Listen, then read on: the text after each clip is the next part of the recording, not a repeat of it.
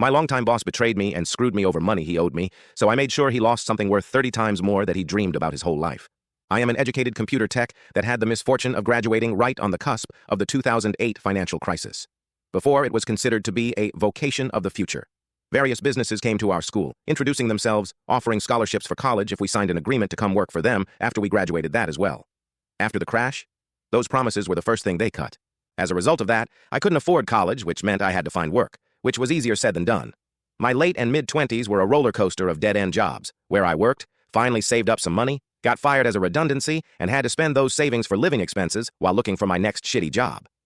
Years went by, tech went on, and I couldn't afford classes to keep up with it. So in my late 20s, I snapped. I have had enough. I needed a career change. I decided to go in my late father's footsteps and become a welder.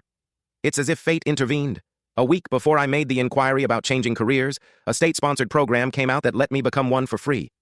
After completing the welding courses, I was quickly offered a job as a field welder. We're literally talking about a matter of days here, a refreshing change of pace from before, where it took months or more. This is where the subject of our story comes in. I'll call him Rat Boss, RB for short. RB ran a small field welding business with half a dozen man crew, traveling all over Europe, doing field welding.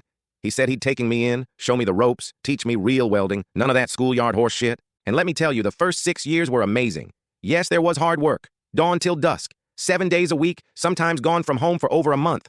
But the travels, the adventure, and the camaraderie. We were complete strangers to each other in the start, but we became like brothers, sticking together through thick and thin.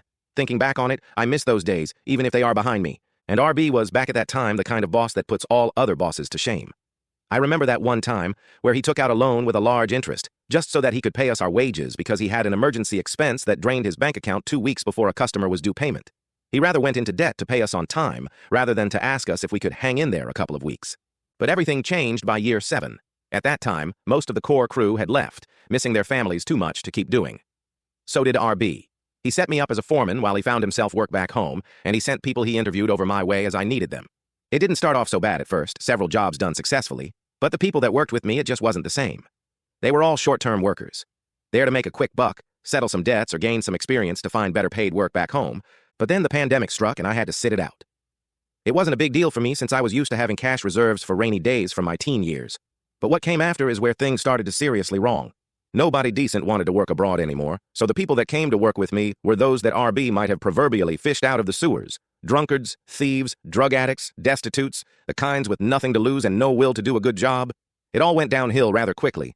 As the foreman, I made sure the job got done regardless, and that the work was signed off, so the bill would get sent and wages paid. But there were constant incidents outside of work, incidents unique to the demographic that worked with me.